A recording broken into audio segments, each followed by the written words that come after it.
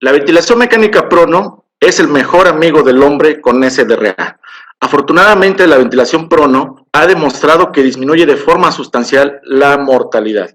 Esto se ha descrito desde 1998 aproximadamente, previamente lo hizo el doctor Gattinoni, en el cual demostró mejoría de la oxigenación, sin embargo, no tuvo impacto en mortalidad. ¿Por qué? Porque la ventilación mecánica Prono se fue llevado a cabo con volúmenes corrientes altos. Esa es la gran diferencia que existe con el estudio más actual del grupo francés del doctor Guérin. La siguiente, por favor. Vamos a ver este estudio, de hecho es una editorial, el cual muestra una actitud intensiva en el abordaje de los pacientes con COVID-19.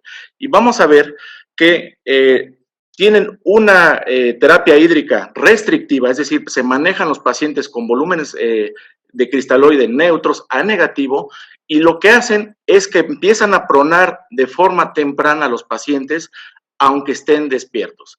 Aquí no se recomienda tanto la ventilación mecánica no invasiva o la terapia con alto flujo, pero los pacientes que tienen bolsa, mascarilla, reservorio, que tienen oxigenoterapia, se pueden pronar de manera temprana para evitar la progresión de la enfermedad. Si esto existe alivio en cuanto a la hipoxemia, se continúa con este tratamiento, pero en cuanto exista un cambio en las condiciones orgánicas, sobre todo en la oxigenación, el paciente tiene que ser intubado y ser sometido a protección pulmonar, que ya previamente Orlando ha comentado. Eso es algo muy importante porque es una gran idea que lo hacen los chinos. Fueron de 600 pacientes, ¿sí? Y obviamente tienen cuidado en especial con las expectoraciones, pero sí puede pronarse de forma temprana y eso puede llegar a evitar la intubación y la progresión de la enfermedad. Por eso es importante tomar en cuenta que se pueden pronar desde el ingreso a estos pacientes que tienen cierto grado de hipoxemia, para evitar que avance la enfermedad y tener un beneficio sustancial de la ventilación en prono, en este caso ventilación espontánea y en estado de despierto, se obtiene un gran beneficio. Entonces, no hay que retrasar, hay que monitorizar. En el momento en que exista deterioro, se intuba al paciente y se inicia protección pulmonar. La siguiente, por favor, Eder.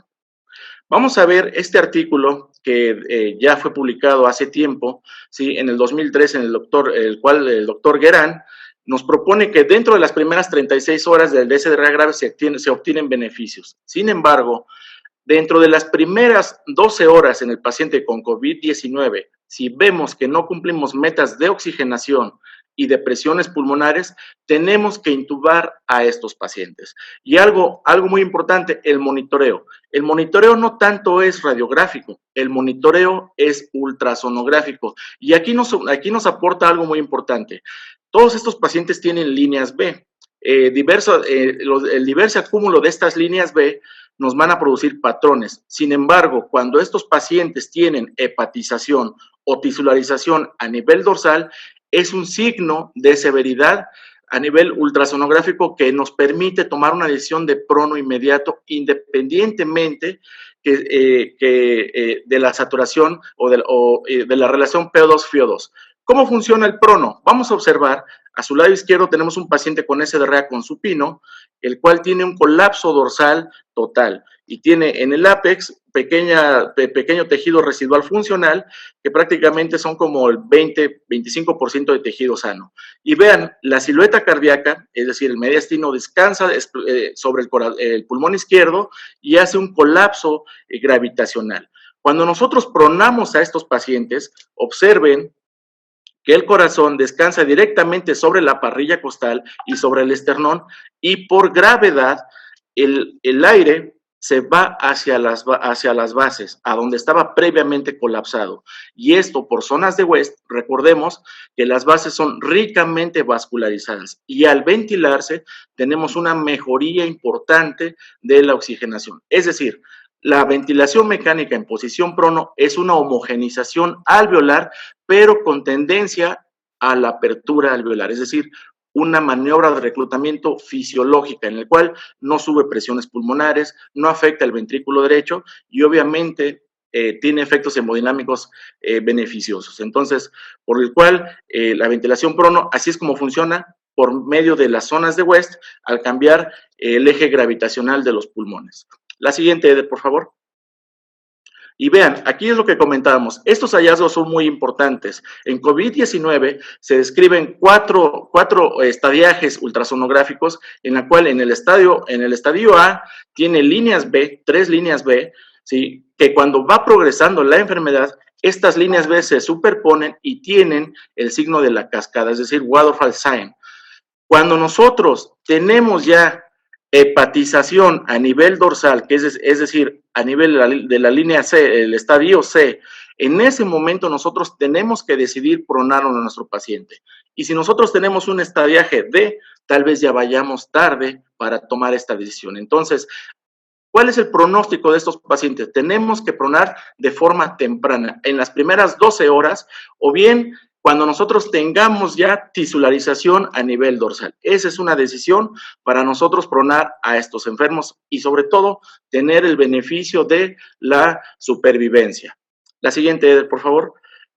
Este es un esquema de la curva de Kaplan-Meier que se describe el doctor Guerán, probabilidad de sobrevivencia. Vamos a ver que en el grupo de ventilación en posición prono sobreviven más que el paciente en posición supino. Es decir, en la posición prono está comprobado que sí modifica la mortalidad, por lo cual es una mala práctica hoy día no pronar a un paciente que tenga una hipoxemia persistente o que bien no tenga metas de protección pulmonar. La siguiente, por favor. ¿Cuánto tiempo de prono? Muy bien. En COVID-19, sí, en COVID-19 se prefiere que una vez que se prone al paciente, se deje el tiempo que sea necesario para que alcance una relación PO2-FiO2 arriba de 150. No se sugiere el prono intermitente. ¿Por qué? Porque no solamente el paciente puede llegar a perder oxigenación, sino también el personal de salud puede llegar a estar expuesto en estas maniobras de posición prono-supino. Por lo tanto, en el paciente con SDRA por COVID-19, el prono se sugiere de forma continua hasta que alcance una relación PO2-FiO2 más de 150 y la mantenga por 8 a 12 horas. En ese momento, nosotros podemos considerar regresar a supino para tener este beneficio, sobre todo cuidando también al personal de salud. Entonces, el prono intermitente no está tan recomendado en esta entidad que es COVID-19. Puede ser continuo hasta alcanzar nuestras metas de saturación de relación PO2-FiO2. La siguiente, por favor. Consideraciones en prono, contraindicaciones relativas. Como ya comentábamos, siempre el estado hemodinámico es el que manda. Si nosotros tenemos un paciente en estado de choque, es una contraindicación. Tenemos que recuperarlo y posteriormente proceder a pronarlo. Los pacientes con quemaduras podría ser que puedan tener una contraindicación una vez que ya se realiza lavado, se reanima, se puede pronar. Cirugía traqueal con el debido cuidado del dispositivo puede pronarse. Una contraindicación absoluta es una hipertensión intracraniana no resuelta y sobre todo si no tenemos monitoreo continuo. Inestabilidad vertebral, obviamente, también es una contraindicación, se tiene que fijar a este paciente y posteriormente se procede a pronar. ¿Cuáles son las complicaciones? De saturación transitoria, que existan retiro de dispositivos de forma accidental, vómitos, edema facial, pero entre más experiencia tenga el personal de salud, las complicaciones van a ser mucho menores. Siguiente, por favor.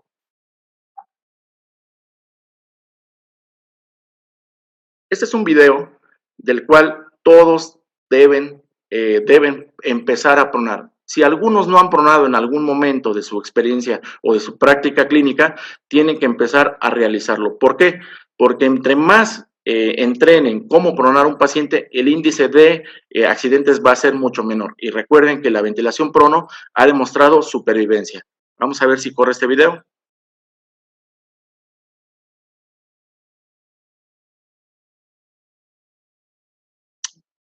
Muy bien. Ok, ¿quiénes se pueden pronar? Los pacientes pediátricos, por supuesto que también se deben pronar, también se benefician con esta ventilación prono. Las pacientes obstétricas, actualmente es una mala práctica no pronar a una paciente obstétrica porque realmente sí genera sobrevivencia. Ese artículo se publicó por parte del grupo de trabajo en el cual se reportan 2 casos, los invito a que lo descarguen y vean, es una paciente que tiene una saturación periférica de 94%.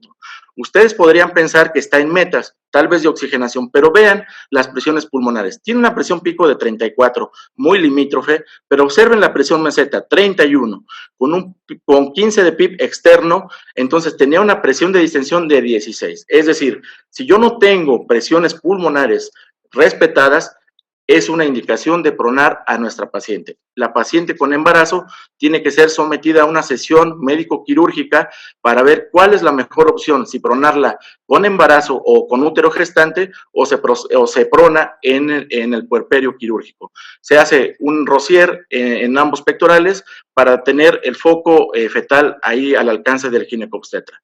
La siguiente, por favor.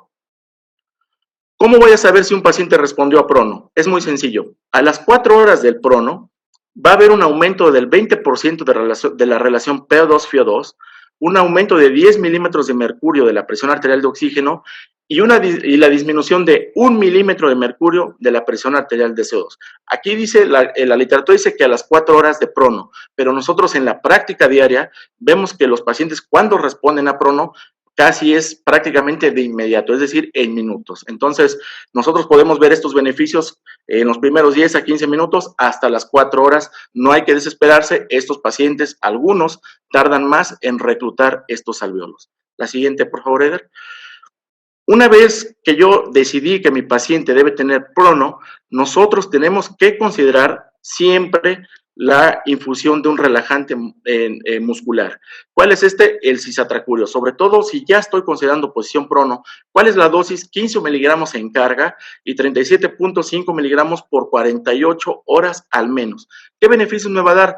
Vamos a tener disminución de las presiones pulmonares, vamos a tener disminución del daño autoinfligido por el paciente del ergotrauma y obviamente estos pacientes van a tener un menor índice de asincronías. Entonces, en la última revisión nos muestra que sí tienen beneficios la relajación, la miorrelajación muscular en estos pacientes. La siguiente, por favor, Eder. Ahora bien, si yo tengo un paciente que ya proné y todavía sigue persistentemente hipoxémico, esto es una indicación para ECMO en síndrome de estrés respiratorio. O bien una relación PO2-FiO2 de 80 persistentemente durante las 2 a 3 horas de tratamiento. Si yo tengo metas de protección pulmonar o medidas de protección pulmonar, tengo ventilación mecánica en prono, tengo que considerar ECMO en estos pacientes. Sin embargo, hay una limitación porque en el país, al menos en México, pocos centros ECMO tenemos todavía y obviamente estos pacientes cuando hay un índice de enfermedad importante son insuficientes los ECMOs para ventilar y oxigenar a estos enfermos. Entonces, esa es una problemática, puede ser, es prometedor, hay que hacerlo de forma temprana, sin embargo, el recurso todavía es limitado en el país, ¿de acuerdo? Viene el siguiente algoritmo que nosotros diseñamos para que se lleven a casa y puedan ustedes aplicarlo de forma continua. Adelante, Eder.